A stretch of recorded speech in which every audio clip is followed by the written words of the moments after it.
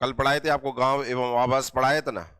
अब उसे इस हिसाब से कर दिया कि प्री के हिसाब से कैसा होना चाहिए, ठीक है ना। मतलब प्री में हमें कितना पढ़ना चाहिए उसके हिसाब से। आज तो देखो गांव एवं आवास में देखो, शहरिया जनजाति जहां पर निवास करती है उसे क्या कहते हैं, शहराना कहते हैं। शहरिया जनजाति किसी गांव, कस्बे या शहर के समीप अपना अलग मोहल्ला बसाते हैं। यह कोरकुओं के ढाना जैसा होता है। इनका घर कैसा होता है, ढाना जैसा होता है। जो ढाना किसका होता है, कोरकुओं जैसा होता है। शहरियाओं के मकानों की बसावट अंग्रेजी के अक्षर यू के समान होती है, उल्टे यू के समान होती है। अब यू ऐसा होता है, ऐसे होते हैं ये, ठीक है ना। इसके बाद आ गया सीधा क्या, जन्म संस्कार। शहरिया जनजाति में लड़की के जन्म को अति शुभ माना जाता है, ठीक है ना। पहली जनजाति दिख रही है, या पहले ही मुझे लगता है जाति दिख रही है जहाँ लड़कियों के जन्म को क्या माना जाता है, शुभ माना जाता है। गर्भ धारण के 7वें महीने में बहू की गोद भराई की रस्म की जाती है। कब की जाती है, 7वें महीने में बहू की गोद भराई की रस्म की जाती है। जन्म के बाद गैलहरी माता को मुर्गी के बच्चे की बलि दी जाती है।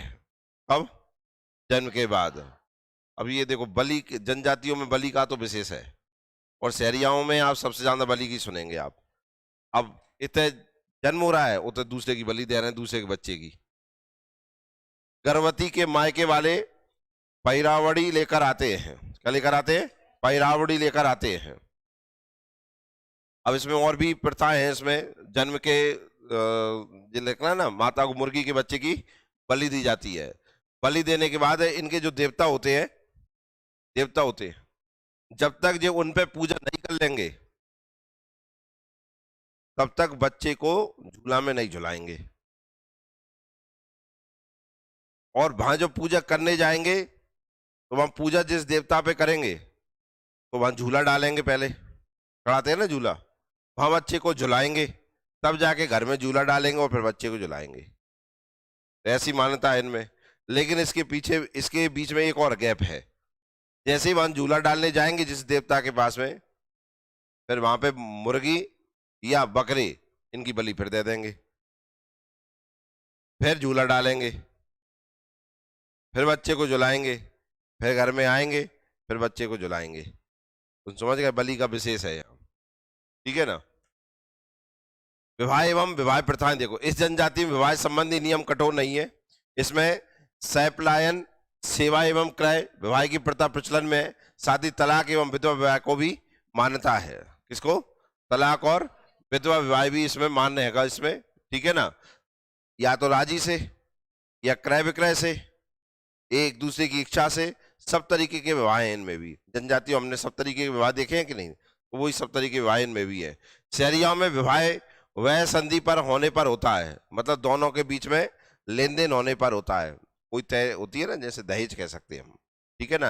और लेकिन इनमें तो हम क्रय विक्रय, हमारे इधर हम जो, हमारा जो समाज है हम क्रय विक्रय नहीं कहते हैं। कहते हैं क्या, कि क्रय विक्रय में हो रही है, लेकिन इनमें हो जाती है। बहू खरीद कर ले आते हैं जी, पैसा देकर ले आते हैं। समझ में आया कि नहीं आया। तो इसे क्या कह सकते हैं, मन क्रय विक्रय के आधार पर चलता है। हमारे इधर लड़की वाले दहेज देते हैं, जनजातियों हमने हम विशेष क्या देख रहे हैं, लड़के वाले दे रहे हैं। वो लड़के वाले जो दे रहे हैं वो क्या दे रहे हैं, क्रय तो कर रहे हैं। आदिवासी युवक युवतियों को अपना साथी चुनने की स्वतंत्रता होती है। मध्य प्रदेश और राजस्थान की भी सीमा पर कोटा जिले के सीतावाड़ी में शहरियाओं का एक वार्षिक मेला प्रतिवर्ष जेठ माह में वट पूजनी अमावस्या से 10 दिन के लिए लगता है। आदिवासियों का सबसे बड़ा मेला लगता है कहां पर, सीतावाड़ी। ये सीतावाड़ी एक स्थान वो है जहां सीता जी रही हैं, ठीक है ना। अब ऐसा बताते हैं, देखो 2 प्रकार की मानता है। एक अपना जो करीला धाम है, कौन सा धाम, करीला धाम, यहाँ पे लव कुश का जन्म हुआ था, हाँ या ना। और ऐसा बताते हैं सीता, ये सीतावाड़ी में भी सीता जी गई थी यहाँ पर भी, तो यहाँ पर भी सीता जी के नाम से ही मेला लगता है, इसलिए जगह का नाम भी क्या है, सीतावाड़ी। यहाँ पर किसका मेला लगता है, आदिवासियों का, सॉरी आदिवासी कहते हैं इनको भी, शहरियाओं का मेला लगता है, ठीक है ना। अब यहाँ से यहाँ लिख रहा है आदिवासी युवक युवतियां अपना साथी चुनने की स्वतंत्रता रहती है इन्हें। साथी स्वतंत्रता, जैसे ये मेला लगता है ना, इस मेले में युवक युवतियां सब सब आएंगे ही आएंगे। शहरिया तो आएंगे ही आएंगे कि नहीं आएंगे, आदिवासी आएंगे। यहाँ एक दूसरे को पसंद करते हैं, पसंद करने के बाद घर पे बताते हैं, पंचायत शादी करा देती है।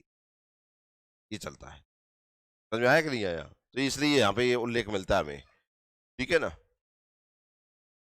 मतलब ऐसा बताते हैं कि आपको पता होगा, रामायण जी में आपने सुना होगा कि भगवान राम ने जब सीता जी को घर से निकाला था तो लक्ष्मण जी से कहा था कि इनको छोड़ के आओ जंगल में। तो जंगल में जब वो छोड़ने जाते हैं तो सीता जी को एक पेड़ के नीचे छोड़ाते हैं।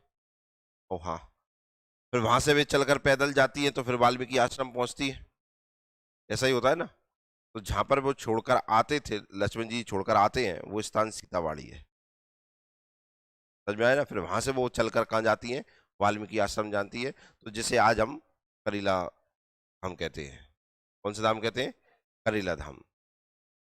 अब देखो ऐसी बहुत सारी मेन रामायण है, रामायण के बाद बहुत सारी रामायण और है जहाँ पे बहुत सारी बातें और लिखी हुई हैं। कोई मानता है, कोई नहीं मानता है। मैं ये नहीं कह रहा हूँ कि ये 100% सही है, गलत भी हो सकता है। समझ में आया कि नहीं आया? विवाह के प्रकार देखिए, कौन कौन से विवाह होते हैं। सवर विवाह होता है एक। कौन सा? सवर विवाह। दूसरा सगाई विवाह होता है। सवर विवाह में सबकी राजी से विवाह हो रहा है, कोई दिक्कत नहीं है। सगाई विवाह में पहले सगाई हो रही है, घर वाले आ रहे हैं, सगाई कर रहे हैं, फिर विवाह होगा। झगड़ा विवाह हो रहा है एक। क्या हो रहा है? झगड़ा विवाह। दो पति, मतलब पति पत्नी लड़ गए, भयंकर लड़ गए। दूसरों सुन रहा हो कि हाँ भयंकर लड़ गए, चलो जाई पत्नी अपन ले चलो, ठीक है ना। अब वह ले गए वे अब ले जाने के बाद ये है कि झगड़ा देना पड़ता है। क्या देना पड़ता है? झगड़ा देना पड़ता है। मतलब बाकी जो पहला पति था ना, 12 रुपये देने पड़ते हैं। बाकी कितने झगड़ा दे दो, 500 रुपये बाद दे दो, बस जो काम। अब तू आज की बात आई मत जाइए, अब जा अपनी हो गई, ठीक है ना। झगड़ा विवाह। देखो, विवाहित स्त्री को भगा कर ले जाते हैं अथवा स्त्री स्वयं अपने व प्रेमी के साथ भाग जाती है। दोनों को ढूंढकर पुनर्विवाह कर दिया जाता है, लेकिन पुराने पति को नए पति की ओर से झगड़ा देना पड़ता है, जिसका निर्धारण पंचायत करती है, जो 200 से 2000 रुपए तक हो सकता है। समझ में आया कि नहीं आया? इसे कहते हैं कौन सा विवाह? झगड़ा विवाह। समझ में आया ना। तो विशेष विशेष जी, झगड़ा विवाह केवल इसमें ही पढ़ा है हमने चरियाओं में, और कहीं पढ़ा है क्या? नहीं। इसलिए भी झगड़ता ही नहीं है, फालतू का को ले जाए भैया एक आता है विधवा विवाह। विधवा विवाह में पहला हक देवर का होता है, लेकिन विधवा महिला की मर्जी आवश्यक है। खेका विवाह। कौन सा है? यदि विधवा किसी अविवाहित पुरुष से विवाह करती है तो इस विवाह को खेका विवाह कहते हैं। ये हमने इसी में पढ़ा, ध्यान रखना। खेका विवाह पूछेगा तो नहीं कि खेका विवाह क्या होता है, ये तो मीन्स गया, ये तो मीन्स हो गया ना। खेका विवाह लिखा जाएगा, आपको ये लिखना पड़ेगा। लेकिन खेका विवाह किस जनजाति में प्रचलन में है? तो फिर आंसर हमारा प्री का बन जाएगा, क्या? सहरिया जनजाति में। क्लियर है? देखो, एक तो आदिवासी, आज तो मोबाइल आ गया तो आजकल मोबाइल में सब व्यस्त है। हम भी बहुत सारी ऐसी हमारी परंपरागत चीजें हैं जिन्हें हम भूलते जा रहे हैं। आपको पता है कि जब मोबाइल नहीं था, शायद आपका जन्म हुआ होगा तब से मोबाइल है, शायद इस चीज को आप समझ ना पाए हो। लेकिन एक चीज बताइए, पूरा दिन व्यक्ति काम करते हैं घर पे, हमारी जो मम्मी है वो काम करती है, रात के समय में गांव में जल्दी फ्री हो जाते हैं, नींद तो आती नहीं है इतनी जल्दी। तो आप जानते हैं घर के सारे लोग बैठे हैं, संयुक्त परिवार होता है। अब मोबाइल नहीं होता था तो क्या करते थे? क्या होता था? देखा है क्या आपने कि शुरू से ही मोबाइल चलाया? मतलब आपके जन्म के समय तो मोबाइल का उपयोग नहीं हो रहा होगा, तो बातें होती थी कि नहीं? पहेलियां होती थी, कहावतें होती थी, या पता चला कि घर के लोग मिलकर कोई गेम खेल रहे हैं। यही होता था कि नहीं होता था? आज आज आज घर के मिलते ही नहीं है आज सब अपनी अपनी जगह बैठे और क्या चला रहे? मोबाइल चला रहे हैं। वो सारी चीज चली गई ना, जो परिवार को जोड़ने वाली चीजें थी वो सारी की सारी चली गई, इसलिए परिवार भी दूर दूर हो गए। पर इनमें भी अभी ये चीज होती जा रही है, इनमें होती जा रही है। नहीं तो इनमें भी सेम होता था। इनकी चीजें पढ़ जाइए, पहेलियां कहावतें इनके लिए प्रसिद्ध हैं। ये जनजातियों में हम सब में पढ़ के आ रहे हैं कि नहीं आ रहे? लेकिन अब इनमें मोबाइल आ गया। अब तो इनको रात में, तुम देखो इनके आदिवासियों का एक ही काम है, रात में इन्हें इतने बड़े बड़े साउंड रखे वो पूरी रात चलाएंगे जी, वो हो गई काम, कहावतें यही चल रही है। एक आता है झारा फेरा, ये भी इसमें ही पढ़ रहे हैं हम, कौन सा?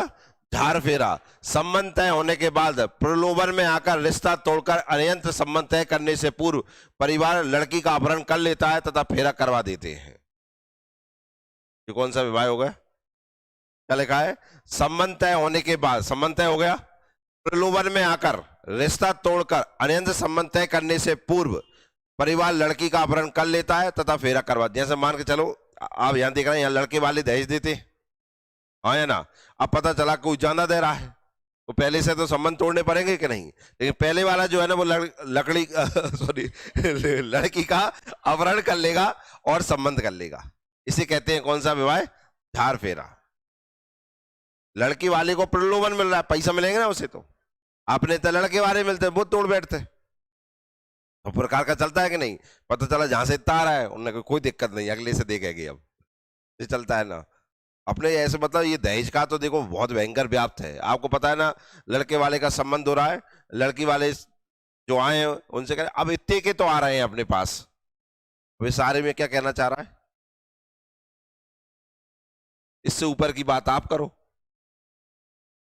ये होता है ना, अरे हमने मोड़ा के तो संबंध बहुत आ रहे हैं और इतनी देवी की बात कर रहे थे वे भाई। इस सारे में क्या कह दिया और केत का फिर रहे हैं मुझसे, दहेज अपन लेता ही नहीं है, हमने तो बहुत आ रहे थे देवी कह रहे थे हम तो लेता ही नहीं है दहेज, हमने मना ही कर दी। अब जागो का मतलब है कि तुम जा से जान रखे हो तो तुमसे जरूर हाँ कह देंगे। हम बातें करने का अपना अपना तरीका है। इनमें लड़की वालों को दिया जाता है, किसको दिया जाता है?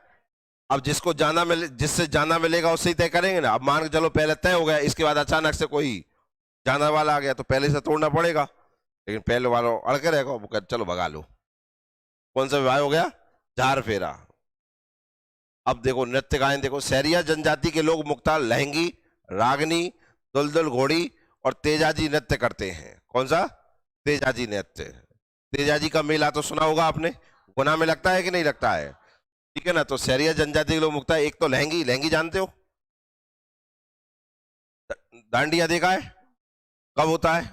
नवरात्रि में होता है ना, मैं वही लहंगी है। बस इनमें आके उसे लहंगी कह देते हैं। बस वहां में ढोल बजते हैं, जाम जे पीपा बजाते हैं क्या बजाते हैं? पीपा बजा लेते हैं जी। ठीक है ना, तो ये लहंगी हो गया। एक होता है कि रागनी, राग गाते हैं जी। क्या गाते हैं? राग। जैसे फाग के महीने में राग जांदा गाते हैं, ठीक है ना। एक दुलदुल घोड़ी होता है। कौन सा होता है? ये अपने इधर बहुत प्रसिद्ध है क्योंकि शहरिया जनजाति अपने इधर मुक्ता रहती है, तो दुलदुल घोड़ी हो गया। एक तेजाजी नृत्य करते हैं। अब इनके कुछ लोकगीत हैं। शहरिया जनजाति का प्रमुख लोकगीत लांगुरिया है। क्या है? लांगुरिया है, जो श्रावण माह में गुजरिया पर्व पर गाया जाता है। उसी समय ये लहंगी खेली जाती है, चाहे गाते हैं और चाहे खेलते हैं। तो पुरुष जो होते हैं वो इसे खेलते भी हैं और गाते भी हैं, ठीक है ना। तो क्या गाते हैं? लांगुरिया गाते हैं। धार्मिक मान्यताएं देखो, शहरिया प्राय हिंदू धर्म को मानते हैं, सीता इनकी आराध्य देवी है। कौन? सीता जी। मेला भी वही लगता है सीतावाड़ी में।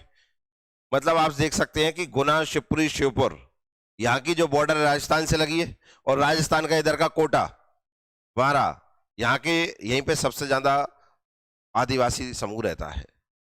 पढ़ के कल हमने देखा था, इसमें शिवपुर मुरैना जो है यहाँ पर इनकी घनी आबादी है, घनत्व ज्यादा है। पढ़ा था कि नहीं पढ़ा था? तो इसको बस ध्यान में रखना है आपको।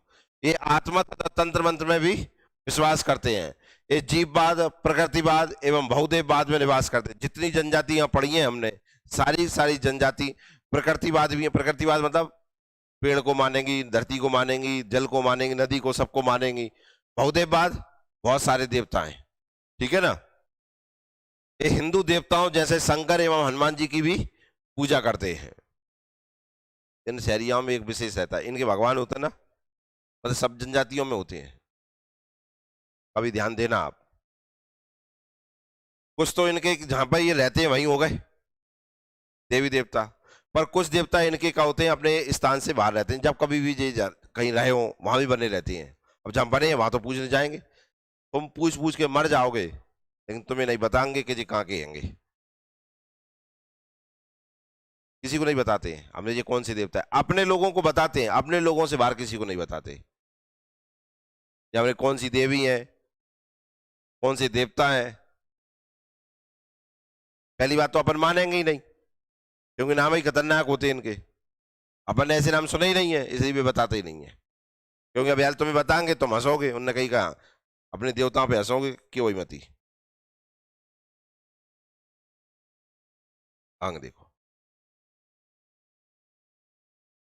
देवी देवता देखो कौन से, ठाकुर देव सब में पढ़ के आ रहे हैं कि नहीं, बूढ़ा देव ठाकुर देव पढ़ रहे हैं कि नहीं। आओ, ठाकुर देव कौन से, बच्चों और बूढ़ों की रक्षा करने वाला ग्राम देवता है। कौन? ठाकुर देव। ठाकुर देव गांव के किसी छोर पर पेड़ के नीचे स्थापित होते हैं। बच्चों को निमोनिया और बूढ़ों की पसली चलने पर ठाकुर देवता की मनौती की जाती है। रोगी के ठीक होने पर ठाकुर देवता की पूजा में भोपा के कहे अनुसार दारू और बकरे की बलि चढ़ाई जाती है। ले होगा वो सही, निमोनिया, ठीक है ना, खाली ये अब तू बकरा है, सही होगा। भोपा कौन हो गया? पूजा कराने वाला। कौन हो गया? निमोनिया। जब जन से भी ठीक नहीं पड़े तब तक बच्चे की हालत बहुत गंभीर हो जाती, फिर डॉक्टर याद कर लेते हैं, नहीं तो सीखने के बीच में बच्चा खत्म ही हो जाता है। ये कंडीशन है। मतलब आज समझिए, चाहे कितना ही अभी भी अब इतनी अवेयरनेस तो आ गई कि लोग बाग अब अंधविश्वास की ओर कम जाते हैं, अब तो डॉक्टर की ओर जाने लगे हैं। लेकिन जनजातियों में तो सबसे पहले देवता है, उसके बाद डॉक्टर है। भैरव देव। भैरव देव से बांझ स्त्रियां पुत्र प्राप्ति की कामना करती हैं। किससे? भैरव देव से। मनोकामना पूरी होने पर शिशु को ले जाकर कुंवार माह की नवरात्रि की सप्तमी अष्टमी को भैरव देव के आंगन में झूला झुलाती है। बकरे मुर्गे की बलि दी जाती है। देख रहे हैं आप, बलि चले जाइए। जब तक यह पूजा नहीं होती घर में बालक के लिए झूला नहीं बांधा जाता। भैरव देव प्रत्येक गांव में होते हैं, तो प्रत्येक गांव में बलि होती है। बलि तो चल ही रही है ना। और जय इनकी का है, पार्टी है।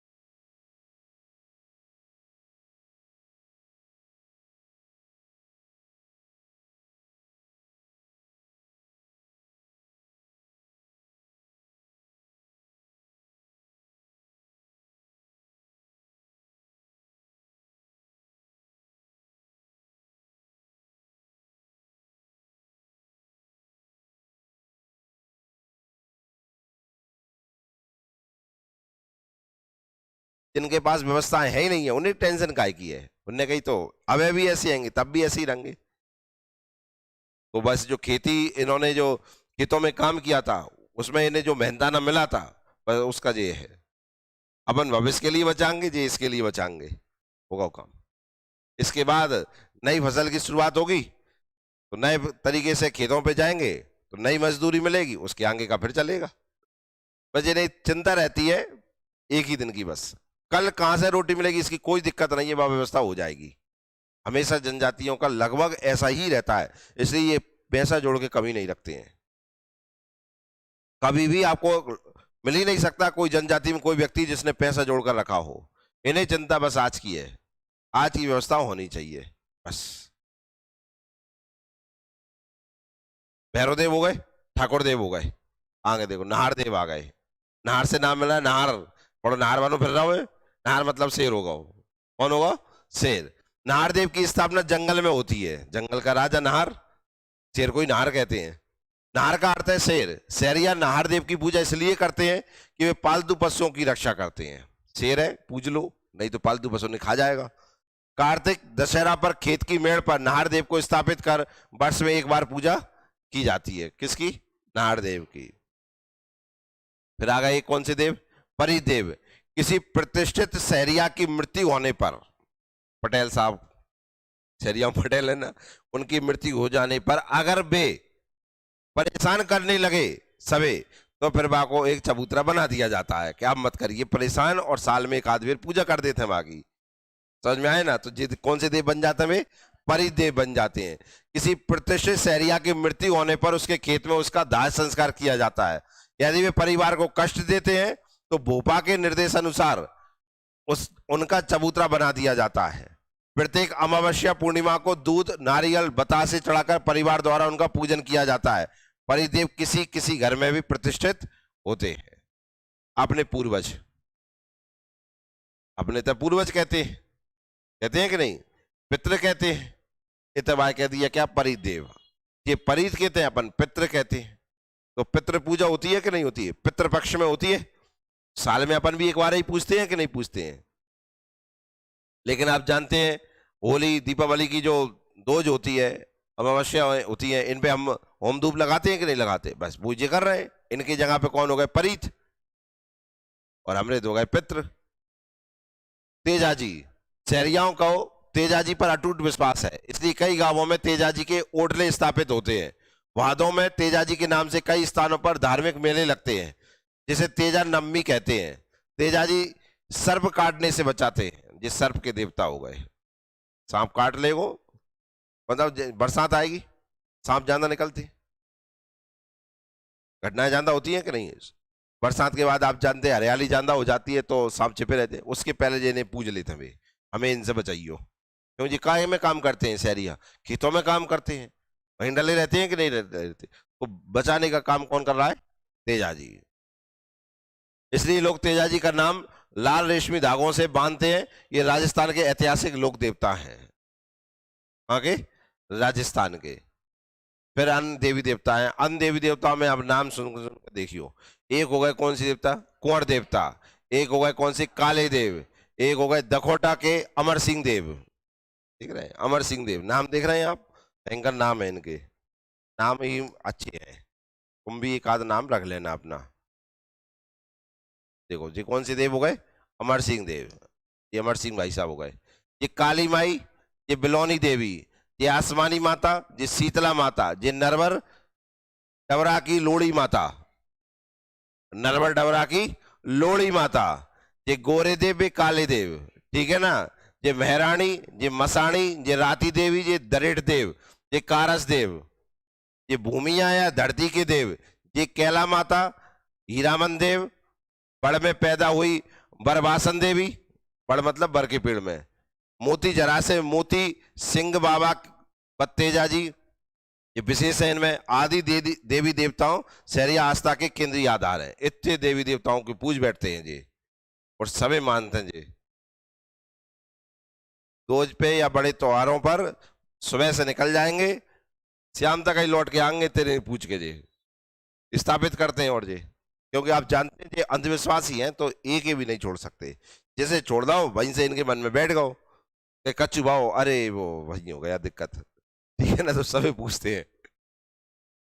आगे देखिए और कौन कौन से हैं। आगे देखिए अब आर्थिक जीवन देखिए इनका। कौन सा जीवन? डॉक्टर रसेल और हीरालाल, दो भैया बहन हैं जी। कौन कौन? रसेल और हीरालाल ने अपनी पुस्तक में लिखा है शहरियाओं का मुख्य धंधा क्या है? वन उत्पाद इकट्ठा करना और खेती, बस इसके अलावा कोई काम नहीं। खेतों में काम करना और जंगल में है तो वन के उत्पादों को बेचना। शहरिया जड़ी बूटी की पहचान करने वाले तथा अच्छे संग्राहक होते हैं। जंगलों में रहेंगे तो जड़ी बूटी की पहचान, तो अपने इधर जंगल ही नहीं है इसलिए आपको ऐसा नहीं मिलेगा। अपने इधर तो खेती करने वाले मिलेंगे, खेतों में काम करने वाले या खेती करने वाले। जड़ी बूटियों से दवाई बनाना इनकी प्रमुख आर्थिक दक्षता है। अब इनके साहित्य वाचिक परंपराएं देखिए। शहरियाओं के परंपरागत गीतों, कथाओं, पहेलियों और कहावतों में उनका लोक संस्कृति को देखा जा सकता है। कोट लीला, अब जी इनके देख लीजिए, ये तो कोई मतलब कि नहीं, यहाँ तो बता दिया है। साहित्यिक वाचिक परंपरा में देखो कोट लीला इनमें चलती है। राम जन्म, जानकी विवाह, पांडवों की कथा, लांगुरिया, फाग, रसिया, गारी, रामायणी, रागनी, बाजना गीत, ख्याल, चकिया गीत, सगड़ावत और बगड़ावत की लोक कथाएं आदि शहरियाओं का समृद्ध वाचिक परंपरा के जीवंत प्रमाण है।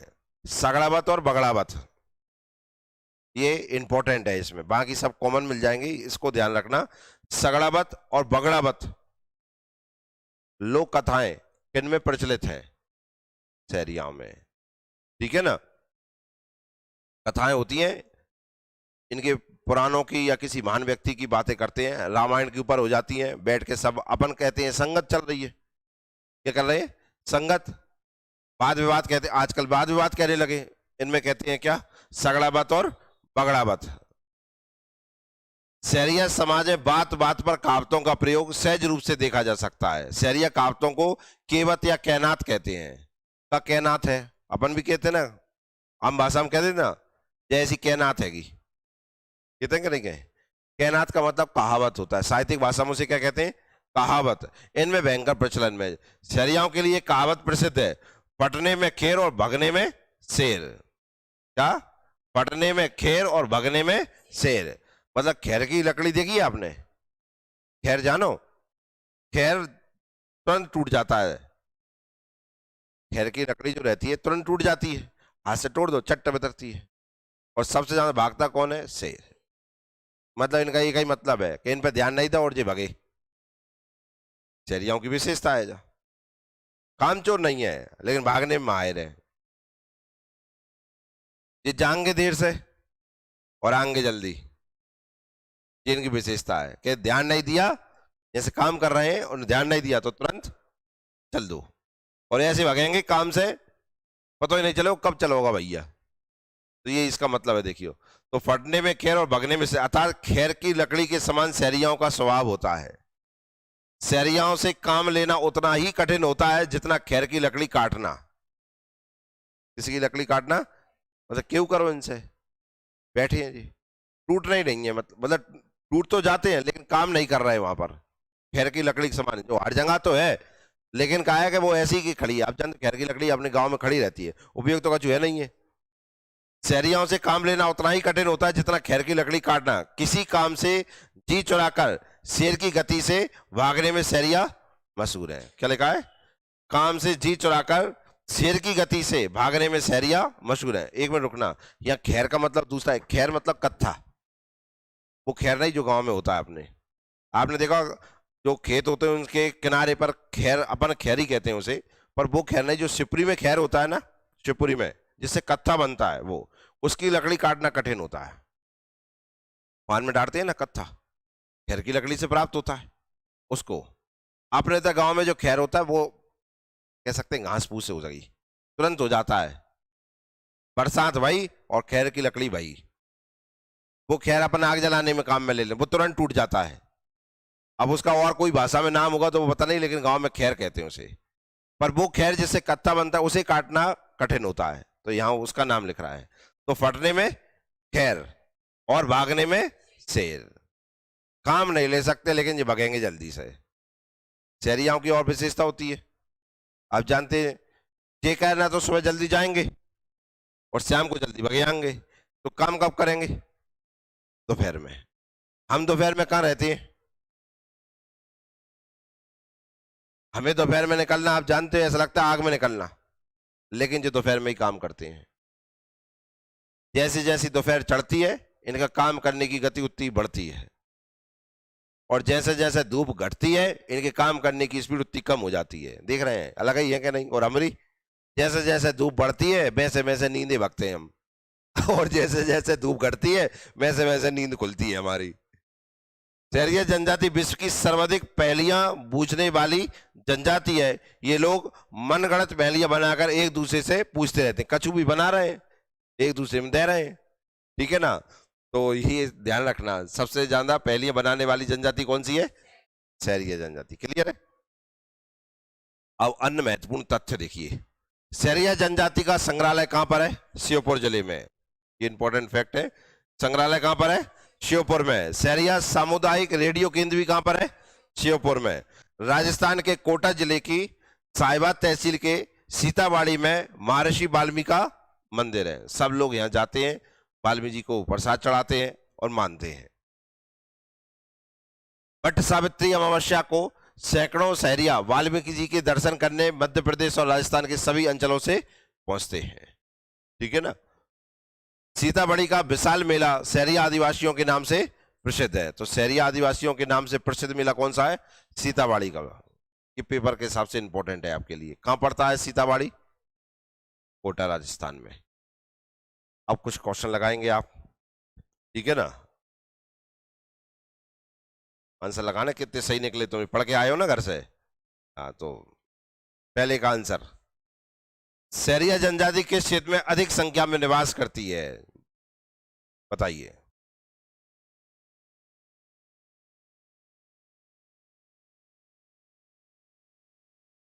सी ऑप्शन दे रहे हैं, मुरैना, श्योपुर, शिवपुरी। लगता सही है आंसर, ये बताए ना, मुरैना, श्योपुर, शिवपुरी। ठीक है ना, तो ये आंसर हो गया। दूसरा देखो, सहरिया जनजाति का संकेंद्रण उच्चतम कहां पर है? बताइए।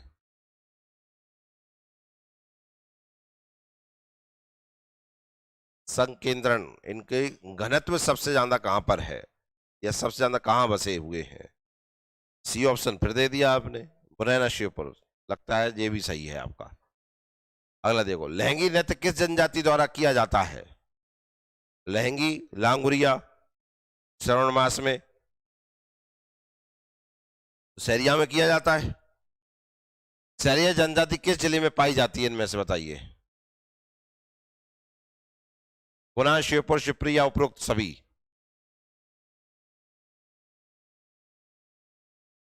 डी ऑप्शन, उपरोक्त सभी। सहरिया जनजाति के निवास को क्या कहते हैं? बताइए। क्या कहते हैं? अच्छा, एक और चीज बताइए, इनके घरों की जो आकृति है वो किस प्रकार की है? उल्टे। इनके जो बसे हुए गांव को किस जनजाति के से तुलना की जाती है? कोरकू के ढाना से। किसे? सहरिया अपने आप को किस जनजाति का छोटा भाई मानते हैं?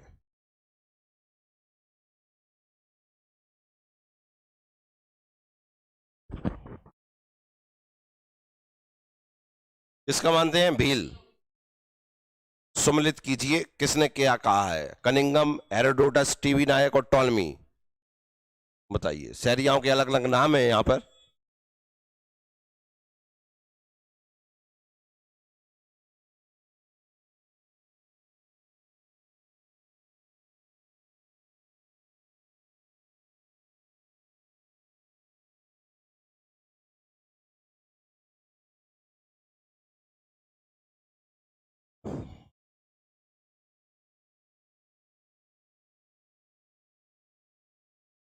तो देखिए, कनिंगम ने सौर कहा है और हेरोडोटस ने सगारिक कहा है। सगारिक कहा है कि नहीं कहा है? सगारिक का मतलब कुल्हाड़ी हमने पढ़ा था। अब बी का एक हो रहा है, बी का एक इसमें ही दिया है, तो ये ऑप्शन हो जाएगा। ठीक है ना। तो कनिंगम ने क्या कहा है? सौर। हेरोडोटस ने क्या कहा है? सगारिक। और टीवी नायक ने क्या कहा है? सोसिया। और टॉलमी ने क्या कहा है? सवारा। सहरिया जनजाति संबंधित निम्नलिखित कथनों पर विचार कीजिए। आईने अकबरी में सहरियाओं का उल्लेख मिलता है। बौद्ध धर्मशास्त्रों में सहरिया जनजाति का वर्णन मिलता है। कौन सा सही हो रहे हैं, कौन से गलत हो रहे हैं? दोनों सही, दोनों गलत हो रहे हैं।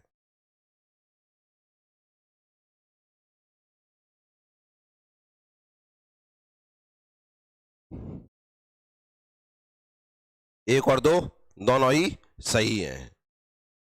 ठीक है ना। आपने आईने अकबरी तो पढ़ाई है, पर इन धर्मशास्त्रों में भी सहरियाओं का उल्लेख मिलता है। किस ग्रंथ के अनुसार सहरिया जनजाति को विश्वामित्र का वंशज माना गया है? ये इंपॉर्टेंट क्वेश्चन है।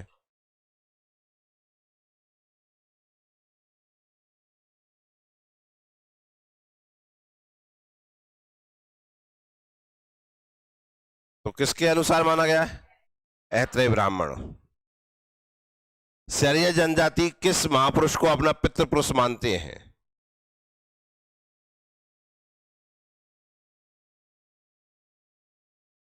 सी को मानते हैं कि एक भैया, बी कौन ने दिया था? रिंकी सुमन, बी विश्वामित्र को। बाकी सब सी, महर्षि वाल्मीकि। किसको मानते हैं? निम्न में से कौन सा नृत्य सैरिया जनजाति संबंधित नहीं है?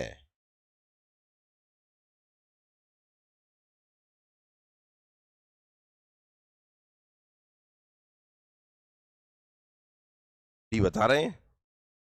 डी मतलब कर्म। कर्म किसका है फिर? किसका है? देख रहे हो आप जी, हालत है तुम्हारी, पढ़ के घर से आए हो तो। किसका है? दोनों का है। वाह। जनसंख्या की दृष्टि से प्रदेश की 5वीं सबसे बड़ी जनजाति कौन सी है? भैया ये आपको क्रम के अनुसार जमाने के लिए आ सकता है, इसलिए आपको ये ध्यान रखना है। ठीक है ना? हम कौन सी नंबर की जनजाति पढ़ रहे हैं? 5वीं पढ़ रहे हैं, तो लाइन बाय लाइन इनकी जनसंख्या के हिसाब से चल रहे हैं हम। तो कौन सी है? सहरिया। निम्नलिखित कथनों पर फिर विचार कीजिए। सहरिया जनजाति का मूल निवास स्थान साहेबाद का जंगल है। टीवी नायक की द सहरिया मोनोग्राफ में सहरिया जनजाति का उल्लेख मिलता है। कथन का चयन कीजिए, सही कथन का।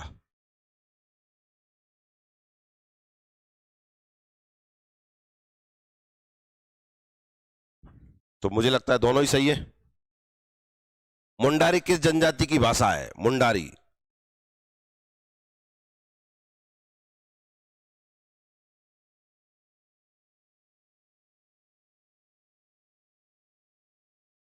किस जनजाति की है? और कोलेरियन परिवार की भी देखी थी हमने। कौन से परिवार की? सहरिया सामुदायिक रेडियो केंद्र किस जिले में है? ये वेरी वेरी इंपॉर्टेंट क्वेश्चन है। कहां पर है? शिवपुर में। सहरियाओं में मृत्यु के 12वें दिन दिए जाने वाले भोज को क्या कहते हैं? अपने इधर क्या कहते हैं? अपने इधर क्या कहते हैं? 13वें दिन के देते क्या कहते हैं उसे? 13वीं देते कहेंगे, 12वीं कहेंगे यार। नुक्ता कहते हैं, नुक्ता। क्या कहते हैं? नुक्ता खर्च। क्या कहते हैं? यही से अंदाज लगा दो, वैसे तो खर्च कह देते हैं। कहते हैं कहाँ जा रहे हो? खर्च में जा रहे हैं, खर्च करावे उनसे, तो नुक्ता खर्च। शहरी जनजाति में गोत्र को क्या कहते हैं बताओ? गोत्र।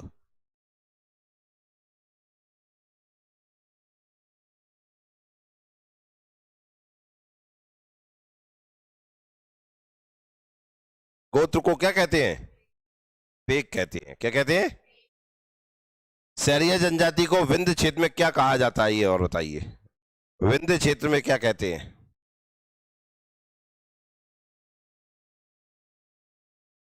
ए सी डी सबरे ऑप्शन यही में दे दा तुमने। ए सी डी कर दे।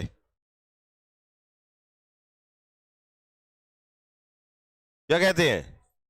सोसिया। क्या कहते हैं? रावत और राउत तो अपने इधर के क्षेत्र में देखा अपन ने, देखा है कि नहीं?